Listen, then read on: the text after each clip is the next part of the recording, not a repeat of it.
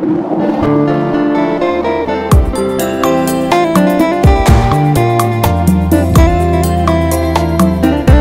amo mucho, Espíritu Santos, hasta la muerte, Jesús. Jesús. Bonsoir, bonjour, fidèles téléspectateurs. Ça dépend de l'endroit où vous nous suivez, ça dépend du continent. Alors, vous êtes là dans votre mission Influenceur Promax. Alors, ici, on va recevoir différents types de personnalités. Ils vont passer, ils vont nous parler. Donc, que ce soit s'il est dans les domaines politiques, évangéliques, je ne sais pas, dans toutes les sphères de la société où ils évoluent, mais ce sont des personnes qui sont élevées aujourd'hui en dignité, qui sont élevées en gloire. Alors, ces personnes passeront ici, vont nous parler de leur parcours, de leur histoire, des ingrédients qui a fait en sorte qu'aujourd'hui, qu'ils soient où ils sont. Alors aujourd'hui, j'ai reçu l'un des gloires, l'une des personnes qui est influent dans son domaine, bien sûr, dans les domaines évangéliques. Cette personne, son nom est en train de monter en puissance. Alors, c'est quelqu'un qui a commencé depuis longtemps, c'est un papa, c'est un pasteur, c'est quelqu'un qui bénit vraiment le corps de Christ par rapport à son message. Il y a des personnes qui lui appellent les Dalai Lama chrétiens, d'autres lui appellent les rabbins. Il y a aussi d'autres qui lui appellent Abba. Pour certains aussi, tonton Junior, moi je l'appelle Abba Isaac Pasteur, à qui je dis bonjour, Pasteur. Bonjour, Taris, bonjour. Pasteur, nous sommes très ravis de vous recevoir aujourd'hui dans notre plateau. Je le suis moi aussi. Que Dieu vous bénisse. Merci d'être venu chez nous. Merci de me recevoir chez vous dans le cadre de cette émission. Merci beaucoup. Nous avons aimé les cadres, c'est très beau. Gloire à Dieu, on fait de grands efforts pour que l'environnement dans lequel nous servons Dieu reflète le royaume de Dieu. Oui, ça se voit, parce que je vois, ce n'est plus les histoires qu'on voyait dans les années 80, 90, l'histoire de Tika Mandala, au tempora, au mores. À chaque temps, il y a des mœurs, donc il y a des temps qui changent. Il y a des choses qu'on acceptait hier, qu'on n'accepte pas aujourd'hui. Il y a des choses qu'on n'acceptait pas hier, qu'on accepte aujourd'hui, surtout dans tout ce qui est organisationnel. Je crois que c'est normal. Merci, Pasteur. C'est très beau. Pour nous, ça nous fait du bien que Merci. vous nous recevez. Nous savons que vous avez vraiment beaucoup de choses à faire en ces temps ici, mais disposer votre temps, c'est aussi une bénédiction pour nous. Alors, Pasteur, Elim, ça vous dit quelque chose? Elim, c'est ma maternité du ministère. C'est là où mon ministère a été enfanté. Elim, c'est mon histoire. Elim, c'est l'histoire de mon ministère, l'histoire de ma vie. Elim, c'est ma grande famille. Elim, c'est la grande partie de l'histoire de ma vie, je n'oublierai jamais. C'est l'église que dirige notre patriarche Mouzé Luimba, qui est notre père, et que je salue. Et je salue aussi toute la grande famille d'Elim. Nous sommes situés, la référence est Liloba, Aré Gramali Kimpinzaozan. Ok. Vous avez commencé, vous avez reçu Christ à Elim, vous avez commencé votre foi, vos premières bases de la vie chrétienne, vous l'avez commencé là-bas à Elim? Oui, à un certain niveau, oui. À un certain niveau, oui, mais nous sommes des années 93. Bon, déjà avant, je viens d'une famille quand même chrétienne, mais chrétienne, c'est-à-dire on part à l'église, on ne part pas, on part à l'église, on ne part pas. Mais c'est en 93 que ma grande sœur Mado va rencontrer le mouvement de combat spirituel chez Maman Olangi. Et c'est elle qui va maintenant amener ce réveil-là de prière, une autre manière de prier, une autre manière de comprendre les choses de Dieu. Et elle va tous nous pousser à aller prier. En 94, elle va réussir vraiment à nous amener à aller prier à l'église, à la JCC, moi et mon frère. On était encore des jeunes à l'époque, on faisait JCC. C'est là où j'ai pris mes affermissements, c'est là où j'ai appris à prier, c'est là où j'ai parlé en langue pour la toute première fois. Tout s'est passé là-bas. Mais avec la jeunesse, il y a une guerre entre la jeunesse et aussi la foi chrétienne. Mais c'est à Elim maintenant, en 99, que je vais rencontrer les choses de Dieu, je vais entrer dans les choses de Dieu dans une autre manière, une autre dimension, et tout a commencé par là. Ok. Vous avez reçu le baptême de l'Esprit chez Maman Olangi? C'est la toute première fois que j'ai parlé en langue. Chez les Maman Olangi? On avait le cours d'affermissement, et je crois que après l'assurance du salut, c'est le pardon. Après le pardon, le deuxième chapitre, je crois que c'était sur le Saint-Esprit, je crois. Et quand on parlait sur le Saint-Esprit, qu'on va parler sur le baptême de l'Esprit, au cours, et je crois que notre encadreur, c'était un homme de foi, JC je crois, papa JC, je ne sais pas ce qu'il est devenu. Et il va dire qu'on ne peut pas parler du Saint-Esprit, de parler en langue, sans que vous soyez remplis et parler en langue. Et j'avais la foi, j'avais cette soif. Et quand il a commencé, j'ai été saisi et puis c'était parti. Et c'était ma première expérience de parler en langue. Je me souviens, quand on a fini le cours, je suis allé jouer au Scrabble avec des amis. Mais à chaque fois, quand j'essayais de jouer, j'ai parlé la langue. Okay. Ça continue, c'était des très bonnes expériences. Et puis, c'était la première fois que j'ai cette expérience-là, en 94. Ouais. Est-ce qu'on peut considérer aussi Maman Lang étant comme votre parent aussi spirituel? Parce que sur cette notion, comment on peut... Bon, non, en fait, je n'ai jamais été avec Maman Lang. Je crois qu'une seule fois, nous sommes allés en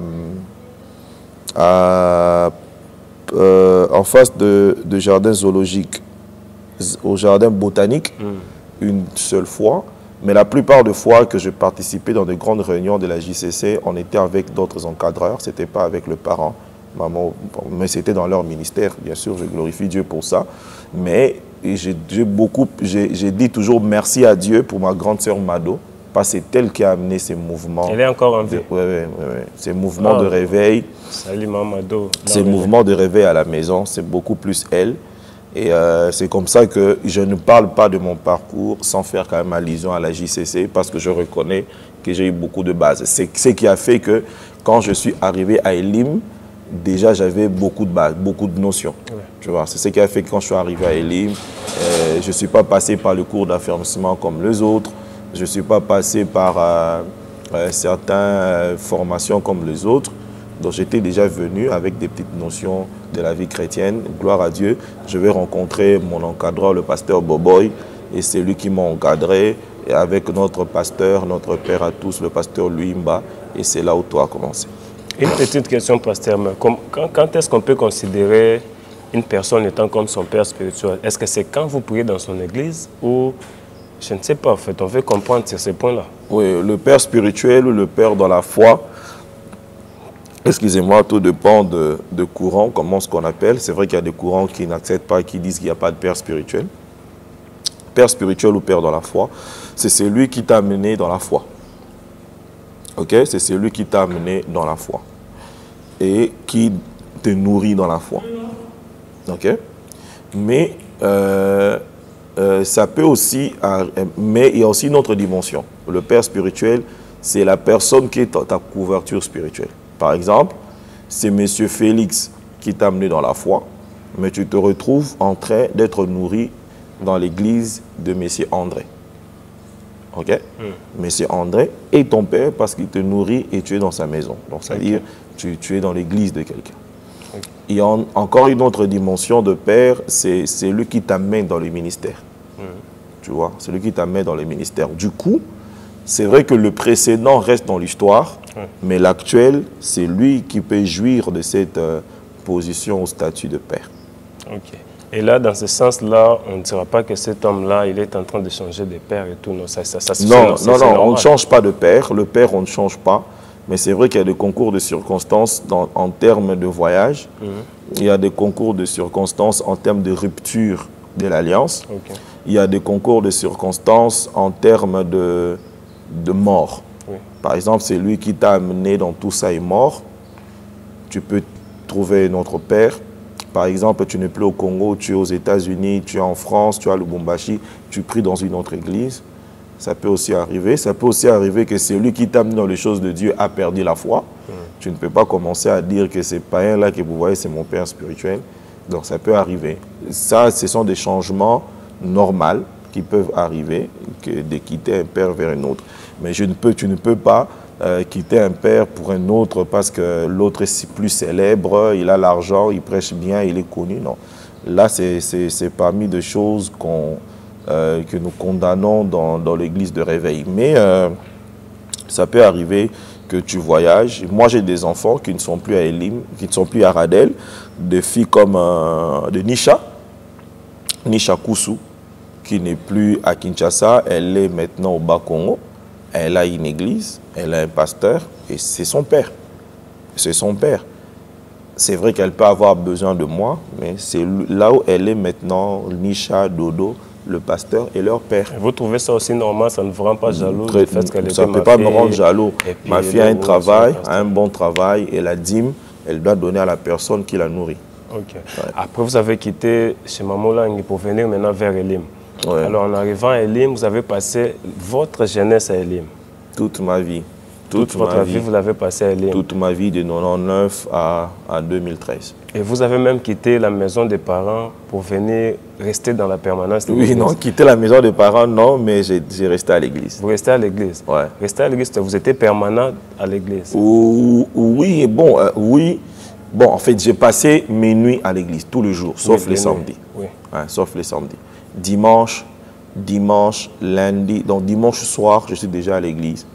Donc, je dormirai à la maison que les samedis. Les samedis. Ouais. Et les parents trouvaient ça normal qu'il y ait leur enfant? Au début, non. Personne dans ma famille, même des chrétiens avant, mon frère, mes frères, mes sœurs, qui commençaient aussi à aller dans les choses de Dieu, dans les églises, personne n'a embrassé les choses de Dieu avec ces ailes-là. Personne. J'étais le premier de fils de mes parents, oui, qui avait ces ailes-là pour le royaume. C'est-à-dire rester à l'église. Non, j'étais le seul. Avant, il n'y en a pas eu. Et c'est tout à fait normal que mes parents, c'était difficile pour eux. Mais pour ma mère, c'était aussi bien parce que elle était au moins rassurée qu'elle ne va plus perdre son fils. Comment ça? Bon, avec l'âge, avec la jeunesse, tu vois. À un certain moment, tous les jeunes aiment fumer, aiment boire, aiment faire la musique, aiment devenir militaire, bon, ou je ne sais pas, devenir délinquant, tout pouvait arriver. Mais quand un parent voit que son fils commence à prier et prier avec de telles ailes, au moins elle est rassurée que je ne vais pas perdre mon fils dans les choses de Dieu. Mais c'est vrai aussi, deuxième joie, c'était le fait de savoir que j'étais à l'église, mais je ne négligeais pas mes études. Donc j'étais toujours focus dans mes études, je m'étais beaucoup tiré dans mes études. Ça arrangeait mes parents dans ce sens-là, mais ça dérangeait quand même parce que c'était une honte de voir qu'on a une maison, mais l'enfant préfère être à l'église. Et vous êtes donné dans les choses de Dieu. J'aimerais aussi une photo de vous. Avec les pasteurs Mbiye, Moïse Mbiye et puis les prophètes Joël Francis Tadou. Je crois à l'époque, c'était toujours à Elim. Vous étiez trop jeune. Oui, hein. Vous avez de très bonnes relations depuis longtemps, ça date. Oui, bon, à l'époque, oui, le pasteur Moïse Mbiye, à l'époque, oui, il faisait de très bonne musique, c'était la star, la nouvelle génération de stars de la musique gospel qui nous fréquentait aussi l'église. Mais on était beaucoup plus avec le prophète Joël, beaucoup, pas seulement le prophète Joël, beaucoup, le pasteur Flarin, le prophète Joël, la prophétesse Sissi Bogoli, le docteur Louva, il y a beaucoup de pasteurs déjà à l'époque qu'on se connaissait, on s'est fréquentés. J'étais responsable de la jeunesse, j'ai sollicité beaucoup leur onction pour qu'ils viennent prêcher, le prophète Ngawala, le pasteur Marcelo, le pasteur Marcel Moulumba. Ils étaient quand même nombreux, de pasteurs à Toms, le pasteur Henri Papa. Il y avait quand même beaucoup de pasteurs de l'époque qu'on s'est fréquenté et puis que je sollicitais pour venir nous bénir. Ouais. Déjà, vous avez eu de très bonnes relations depuis à cette époque-là. Depuis, ouais. Depuis. À Elim, à un moment donné, les gens se moquaient de vous. Parce que vous étiez trop les choses dédiées, trop jeunes. Pas seulement à Elim, même des amis avec qui on a étudié. Pas seulement à Elim. Tu sais, à l'époque, être très zélé dans les choses de Dieu, c'était synonyme d'être distrait. Les autres cherchaient du travail, les autres se battaient, étaient dans les affaires, d'autres cherchaient comment aller en Europe. Tu vois, c'est tout à fait normal que toi, tu es tout le temps dans les choses de Dieu, matin, midi, soir dans les choses de Dieu, prier dans les choses de Dieu. Les gens venaient à l'église quand il y avait culte, mais toi-même, quand il n'y a pas de culte, tu es à l'église, tu fais quoi? Tu vois, c'était dans ce sens-là, on se moquait de moi. Dans le sens que beaucoup d'amis croyaient que j'étais un peu distrait. J'étais trop zélé, j'étais un peu distrait, ça me donnerait du retard. Et puis la condition de vie aussi devenait de plus en plus difficile. Tu n'as pas de chemise, tu n'as pas de pantalon, tu viens à l'église avec le babouche. C'est normal. C'est normal que pour certaines personnes, ça soit un sujet de moquerie. C'est normal. Même dans la famille, il n'y avait pas que à l'église ou des amis, même à la famille, c'est normal. Et votre motivation derrière tout ça, malgré que les gens vous humiliaient, malgré que les gens disaient que c'était une honte, vous êtes trop jeune, comment vous pouvez aller vous donner dans de telles histoires, tout ça, mais votre motivation, je peux dire votre foi, basée sur quoi? Ça reposait sur quoi? Sur mes expériences avec Dieu. Sur mes expériences avec Dieu. J'avais des expériences qui me rassuraient sur mon avenir. Et puis, j'avais étudié, tu vois, j'avais des expériences spirituelles qui me rassuraient sur mon avenir. C'est tout. Et puis, je suis quelqu'un ma joie n'a jamais été basée par rapport à ce que je gagne en termes d'argent, mais par rapport à ce que je réalise en termes de ma passion, de ma vocation. Ouais. À chaque fois que j'accomplis quelque chose par rapport à ma passion, ma vocation, je suis l'homme le plus heureux. Tu vois, ce qui fait que, bon, hein, pendant que les autres, par exemple, amis, frères et sœurs, cherchaient du boulot, cherchaient quoi faire, c'était pas mauvais. Mais moi, j'étais vraiment focus dans les choses du ministère. Tu vois, donc pour moi, c'était ça ma joie. Ma joie, c'était pas gagner l'argent à la fin du mois, c'était d'abord ça. C'était d'abord ces histoires-là. Et aujourd'hui, je ne regrette pas. À un moment donné, on a dit que dans la famille, que vous étiez devenu sentinelle. Oui, pas seulement ça. La plus grande humiliation dans la famille, c'est lorsqu'un beau jour, un beau matin, non, ouais, je revenais du culte matinal, donc j'ai dormi à l'église, j'ai terminé, j'ai prêché au culte matinal, parce que j'étais responsable du culte matinal. Quand j'ai fini, je rentre à la maison pour trouver quelque chose à manger. Alors, quand je suis rentré un peu tard, quand je suis arrivé à la maison, ma grande sœur et mes deux petites sœurs avec qui j'ai resté vont me demander si on pouvait parler un peu. Et puis en parlant, ils m'ont dit qu'il faut que je rentre chez Maman Lingui, il faut que je rentre au combat spirituel pour chercher ma délivrance. Parce que ce n'était pas normal que tu as fini tes études, mais regarde comment est-ce que tu es devenu.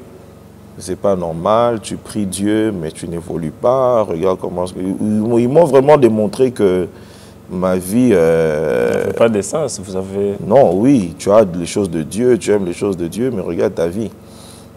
Tu vois, mes deux frères n'étaient pas là, donc j'étais le seul garçon de la famille à l'époque, les deux autres n'étaient pas là. C'était une honte pour eux. Non, on ne peut pas accepter que tu continues comme ça. Si on peut reprendre à aller à Soukamir, pour prier que tu cherches ta délivrance. Vous voulez te voir aussi... J'étais énervé ce jour-là, à un niveau pas possible. Pas possible, mais comment est-ce que vous pouvez conclure que moi, là, c'est fini pour moi, j'ai des démons, il faut chercher une délivrance, tout ça. C'était un peu ça, mais ce sont des petites expériences de la vie. Chacun a son histoire, hein. Ce sont des petites expériences de la vie. Je crois que ma sœur me disait beaucoup ça parce que... à l'époque, j'avais qu'un seul pantalon. Je crois quand même que c'était à cause de mon pantalon noir là que ma sœur pouvait conclure que ce n'était pas normal. On ne peut pas laisser notre frère comme ça. Il faut qu'on le ramène un peu dans le combat spirituel pour qu'elle cherche la délivrance. Vous avez fait la relation internationale. Les relations internationales. Et il voulait vous voir un peu exceller côté professionnel. Et puis ils avaient pitié de vous, si on peut dire ça. Oui. Oui. Comment quelqu'un qui a fait la relation internationale puis s'abandonne comme ça? Bon, c'est pas seulement mes études. J'ai fait, c'est vrai, les relations internationales, j'ai fait la politique extérieure et l'économie politique internationale, les relations politiques internationales et les relations économiques extérieures. Et puis, économique internationale. Et puis, c'était tout à fait normal. J'étais leur espoir. Ils se disaient peut-être par notre frère, les choses vont aller, c'est un garçon brillant, peut-être par lui, les choses vont aller, les choses vont s'arranger, et puis bon, mais on sentait que ce n'était pas le cas. C'est normal. Pasteur, est-ce que pour avoir réussi dans la vie, il faut seulement détenir un diplôme? Non, la réussite dans la vie, il faut d'abord définir c'est quoi la réussite. Chacun a sa définition du succès et de la réussite dans la vie. Moi, j'ai toujours encouragé les gens à étudier. Moi, surtout la jeunesse, j'ai toujours encouragé les gens à étudier parce que le diplôme, c'est aussi une forme de réussite. Pourquoi c'est une forme de réussite? Parce qu'on commence l'université, je me souviens quand on a commencé ma promotion RI, Unikin, je me souviens, on était dans le 2000 étudiants. Tu vois, rien dans toutes les universités, ce n'est pas le cas. Et c'est le cas. On commence nombreux, on finit toujours peu. Tu vois, je suis promoteur de l'école du rouleau révélé ici. La session passée, on était à plus de 250, 70 comme ça. Mais on a fini à 152. Donc, ça veut dire que ceux qui terminent là ont lutté. Ils ne sont pas nécessairement des riches, ils ne sont pas nécessairement des robots. Ils ont lutté là où les autres ont abandonné et n'ont pas abandonné. Donc, c'est lui qui étudie, donne la preuve qu'il a déjà un sens de lutte de la vie. Pourquoi? Parce que peut-être lui aussi, il vient d'une famille pauvre, il est orphelin, il s'est arrivé qu'il est tombé malade, c'était pas difficile, c'était pas facile pour lui, c'était compliqué pour lui. Il avait aussi toutes les raisons pour abandonner, mais il a tout fait pour finir. Donc quelqu'un de comme ça, il faut déjà l'acclamer. Je ne parle pas que le fait que tu finis tes études, tu as un diplôme, que tu seras millionnaire, que tu seras riche, mais tu as quand même donné la preuve que là où les autres ont abandonné, toi tu as été ténace pour arriver jusqu'à la fin. Mais ça arrive maintenant pour d'autres personnes, ça n'a pas été le cas. Mais on leur dit aussi que s'il y a possibilité de reprendre tes études, il faut reprendre. Mais s'il n'y a pas possibilité, tu peux aussi te former autrement pour exceller dans la vie autrement. Parce qu'aucun diplôme du monde garantit le succès de la vie en termes de matériel, en termes de positionnement, d'élévation, non. Et parmi les plus Mais belles il faut choses, étudier. Parmi les plus belles choses qui vous est arrivées dans la vie, c'est la rencontre avec votre épouse. Parmi les plus belles choses qui m'ont arrivé. Vous l'avez rencontré à Elim, parce qu'Elim vous a donné aussi votre épouse. Parmi les meilleures choses qui m'ont arrivé dans la vie, c'est d'abord connaître Christ. Oui, j'ai dit parmi les plus oui, belles choses. j'évolue. Parmi, c'est connaître Christ. Parmi les meilleures choses qui m'ont arrivé dans la vie, c'est connaître, c'est rencontrer des hommes exceptionnels qui m'ont montré le chemin de Dieu. Je parle ici de Mzé Luimba et de Pasteur Boboy. J'ai béni toujours le Seigneur d'avoir grandi dans le voie de notre papa Luimba et sous l'encadrement de notre papa Boboy. Et le plus beau cadeau du ciel que Dieu m'a donné, c'est ma femme. Le plus grand cadeau du ciel que Dieu m'a donné, c'est ma femme. C'est ma femme. Elle n'était pas d'Elim, non, non. Elle n'était pas d'Elim, elle était de Logos Rema. Elle était de Logos Rema. C'est le plus beau cadeau de Dieu que Dieu m'a donné. C'est la mère de mes enfants, c'est la femme de ma jeunesse, c'est ma conseillère, c'est ma mère, amie. C'est le plus beau cadeau que j'ai reçu du ciel. Est-ce que vous vous souvenez encore de la première fois, quand vous l'avez rencontrée? Ouais. Nous sommes... on doit être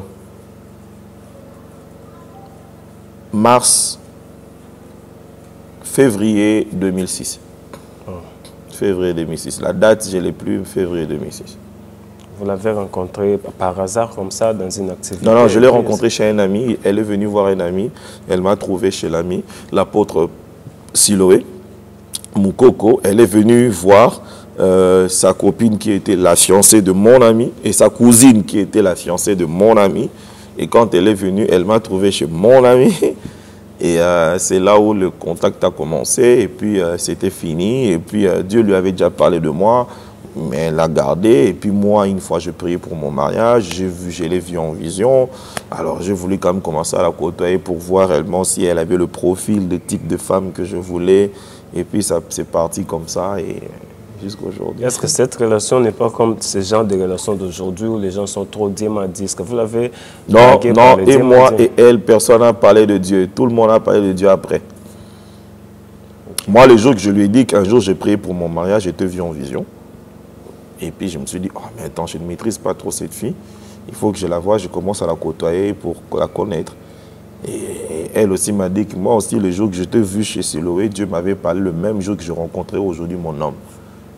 Donc personne n'avait dit, c'est après qu'on commençait à révéler. Et là, je l'ai approché comme tout homme qui approche une femme et puis qui lui explique qu'on doit se marier. Tu me plais.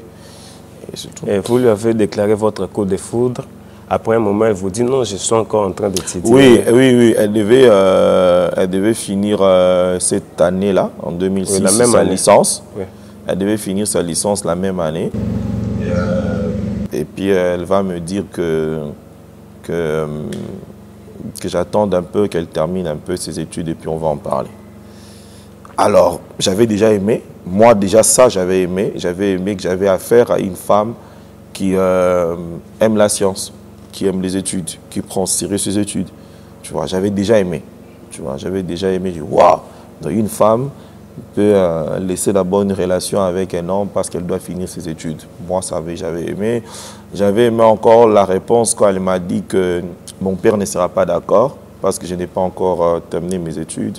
Il faut que je termine d'abord mes études, je lui remette d'abord mon diplôme et puis je parlerai de mariage. Donc pour l'instant, ce n'est pas possible. J'avais aimé et j'ai patienté qu'elle termine. Maman Noëlla Ima, une très belle femme, très jolie, la femme de Pasteur Isaac. Et moi, je salue aussi en passant, c'est notre maman, on l'aime beaucoup. Elle avait déjà ce sens-là à l'époque de servir le Seigneur, cette responsabilité. Oui, je l'ai trouvé, oui. Déjà à l'époque, ma femme, je ne l'ai pas appris les choses de Dieu. Donc je l'ai trouvée dans les choses de Dieu, déjà trop active dans les choses de Dieu, au niveau de la jeunesse de son église, Logos Rema, au niveau de la montagne d'intercession de son église, Logos Rema, au niveau du GEC, le groupe évangélique de l'UPC. Donc déjà je l'ai trouvé trop... L'une des choses d'ailleurs qui m'avait plu, c'est la première fois quand je l'ai rencontrée, sa voix était cassée. Et quand je posais la question, on m'a dit que c'est elle qui dirigeait l'intercession, tout ça. Et ça m'avait plu de voir une jolie femme intellectuelle, bien éduquée, aimant les choses de Dieu. Et vous étiez fou amoureux de sa voix? Oui, j'ai aimé, j'ai aimé. Tu vois, déjà, tout jeune pasteur, quand tu rencontres une femme qui aime les choses de Dieu comme ça, tu dis, waouh, ça c'est la femme du ministère. Ce sont des genres de femmes qu'il faut quand tu as une mission ou un mandat dans le royaume. Ce sont des femmes qu'il faut. J'avais déjà aimé. C'était pour dire que je ne vais pas lui apprendre comment prier. Jusqu'aujourd'hui, elle a maintenu la même vie. Ma femme prie plus que moi. Jusqu'aujourd'hui. Non, sérieusement, elle prie plus que vous? Oui, jusqu'aujourd'hui, ma femme a une consécration dans la prière qui est supérieure à la mienne. Est-ce que c'est une forme de lui jeter des fleurs ou soit de non, je le dis. Mes enfants à la maison le savent. Tout le monde le sait que ma femme prie plus que moi. C'est-à-dire, je ne connais pas une nuit que ma femme a traversée comme ça sans se mettre à genoux. Si elle ne le fait pas, elle ne va pas partir au bureau sans se mettre à genoux. Ma femme est comme ça. Donc, c'est une machine de prière. Elle vous a accepté, vous avez continué votre chemin. Ouais. Elle vous avait galéré. Oui, on ne m'a pas vu galérer, on a galéré ensemble. Vous avez galéré ensemble. À l'époque, vous n'avez pas du travail, rien du tout. Ouais. Elle vous a accepté tel que vous étiez. Ouais. Vous l'avez épousé. Elle m'a accepté sans travail, sans boutique, sans ligablo, sans rien. Elle m'a accepté comme ça. Est-ce que ce genre de femmes existent encore? Oh ouais, je crois.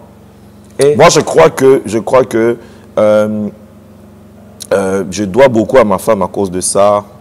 Sa place, le respect que j'ai pour elle, c'est à cause de ça. Le fait de m'accepter comme ça, c'était un grand risque. Sûrement, elle avait des amis, des frères ou des sœurs, de cousins ou de cousines qui pouvaient aussi la décourager pour dire non, ne fais pas ce que tu fais. C'est un grand risque.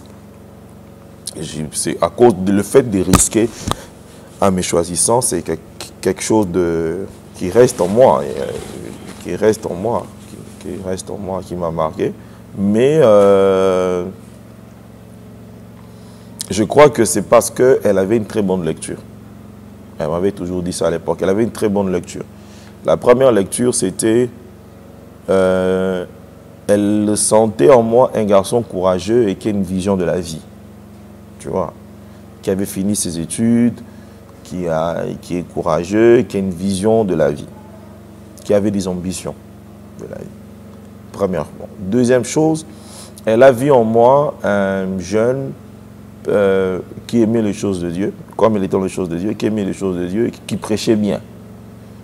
Tu vois, par la grâce de Dieu, déjà dans la jeunesse, je prêchais très bien.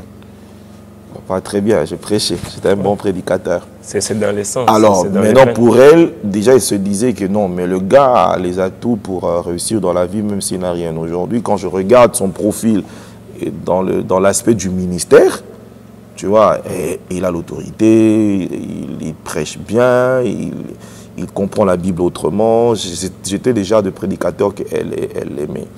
Et puis quand on vient aussi du côté de la science, c'est un garçon qui a des ambitions, qui est brillant, intelligent. Donc elle se disait qu'il y a de quoi entre les deux ici, aspect moro et vie, nae simba. Donc bon, je m'aimais. Et puis on va voir ce qui va arriver. Permettez-moi de le dire aujourd'hui, les femmes peuvent vous regarder, vous convoiter, parce que vous êtes très beau, très élégant, vous êtes très charismatique. Elles peuvent vous voir à ce stade-là, dire non, on veut tel type d'homme.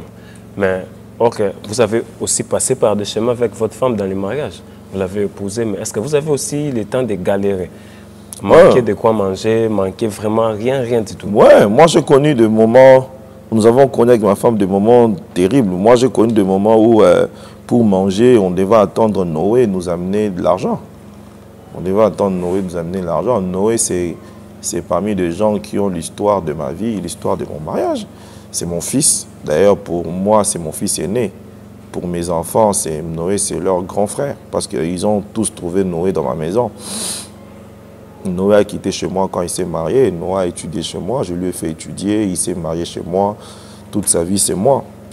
Donc, mais il y avait des moments où, même pour manger, il fallait attendre Noé aller se débrouiller avec sa maison de jeu. Il faisait de PlayStation. Et dès qu'il a 1000 francs, ok, il vient à la maison, on achète 2 bols de riz et puis on met le sucre, on mange. J'ai galéré. C'est vrai que votre première vision, vous l'avez commencé du côté Bumbu, c'est le bon? Non, Matongé. Du côté Matongé, oui. C'était toujours Radel?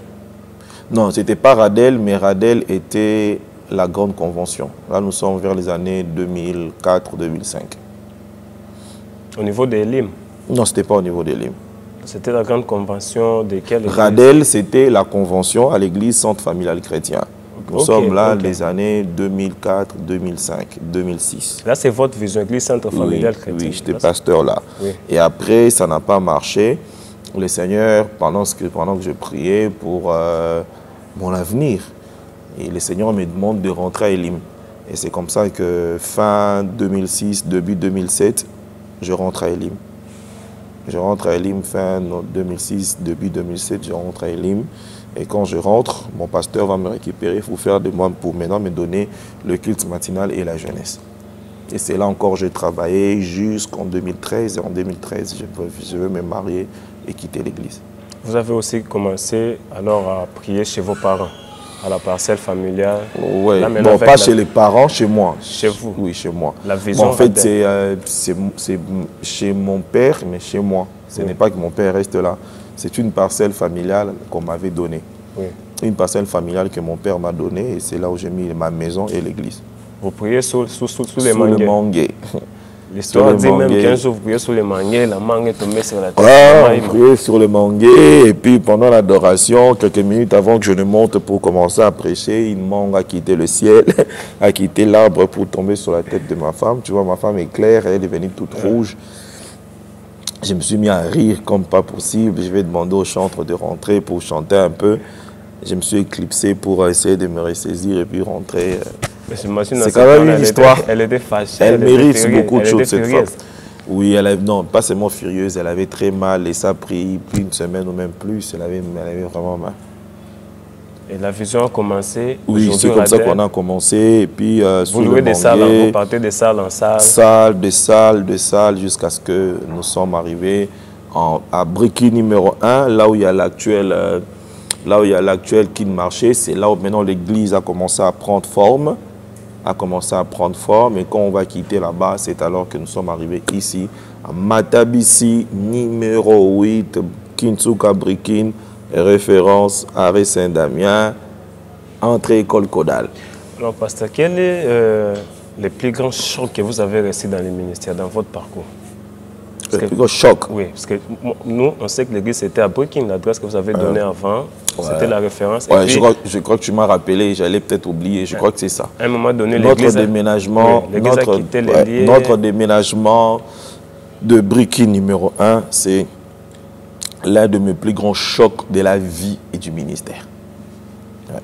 Aujourd'hui, Dieu vous élève, vous êtes parmi des pasteurs qui sont puissants dans la ville. Et Dieu vous avait donné une vision aussi pour le pays, pour la nation, en étant comme un père pour la nation, pour plusieurs personnes. Bon, je ne me suis jamais considéré comme un pasteur élevé. Comme tu le dis, gloire à Dieu. C'est à vous de le dire ou de le voir. J'ai encore un grand chemin à faire, beaucoup de choses à réaliser. Par la grâce de Dieu, ça va arriver.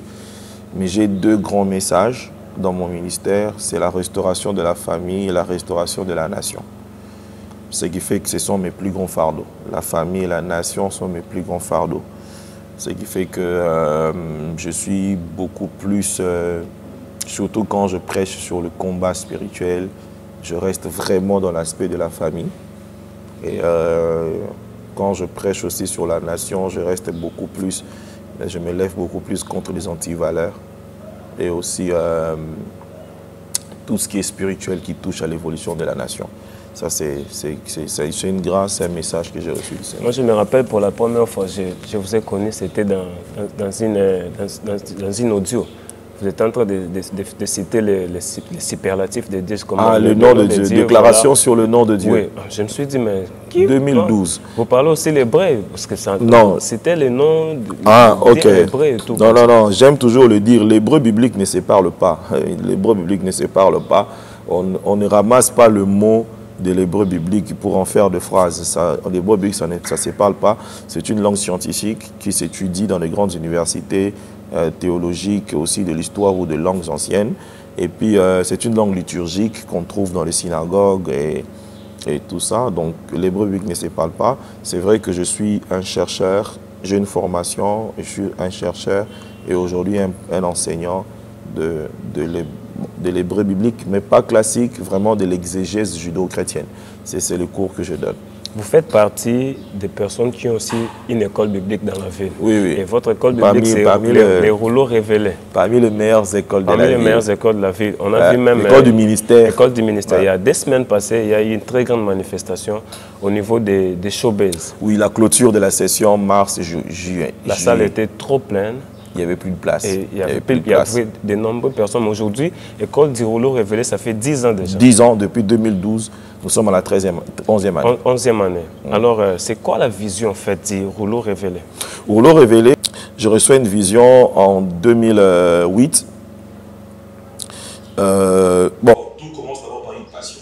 La passion, c'est la passion de l'Ancien Testament. La passion de l'Ancien Testament, j'aime lire l'Ancien Testament, j'aime étudier l'Ancien Testament, j'aime prêcher sur l'Ancien Testament.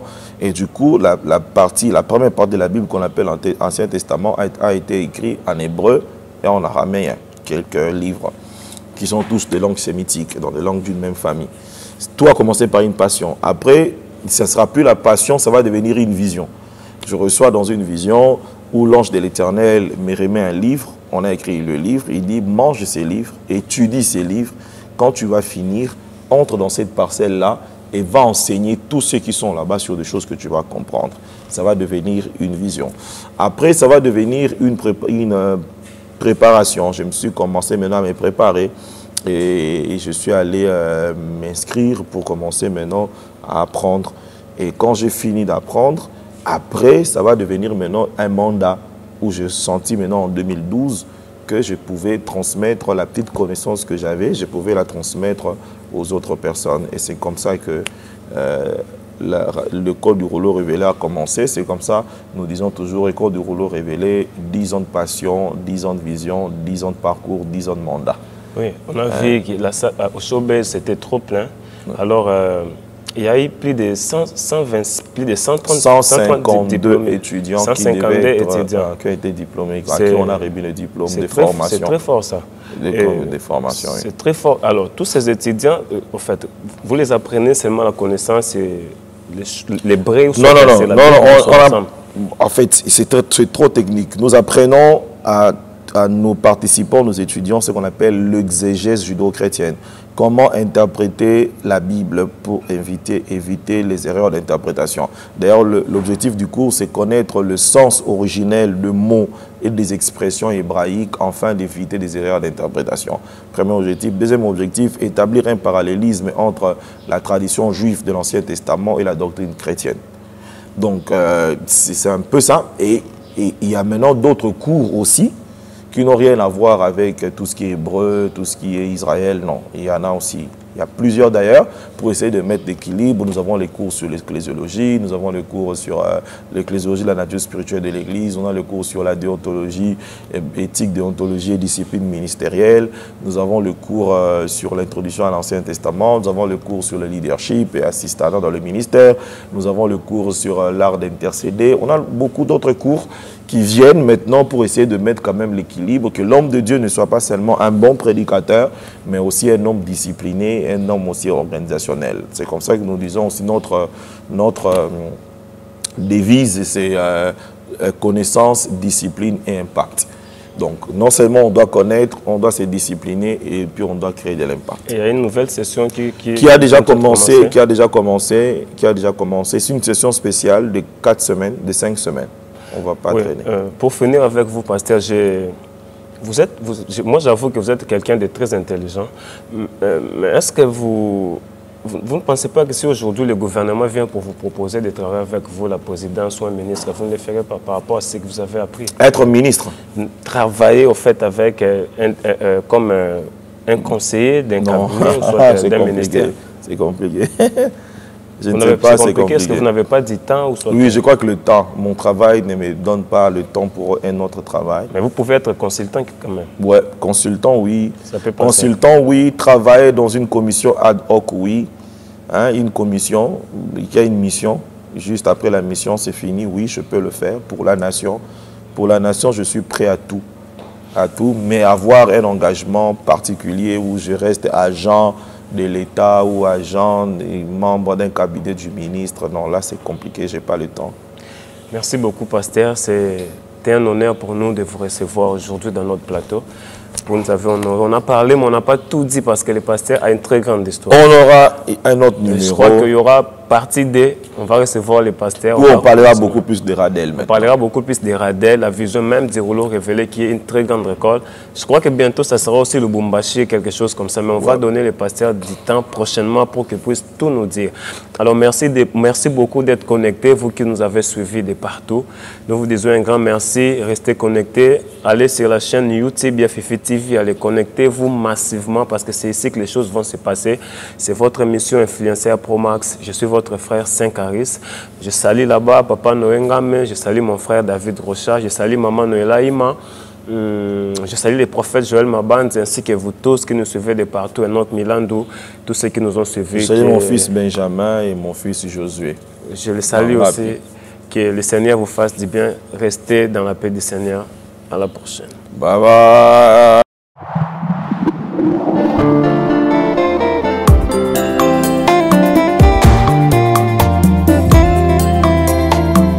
Te amo mucho, Espíritu Santos. Hasta la muerte, Jesús. Jesús. Ah.